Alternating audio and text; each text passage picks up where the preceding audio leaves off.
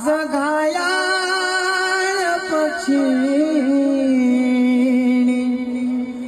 जाई पिला ना बेटा,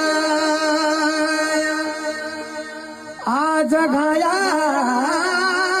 पक्षी जाई पिला ना बेटाया.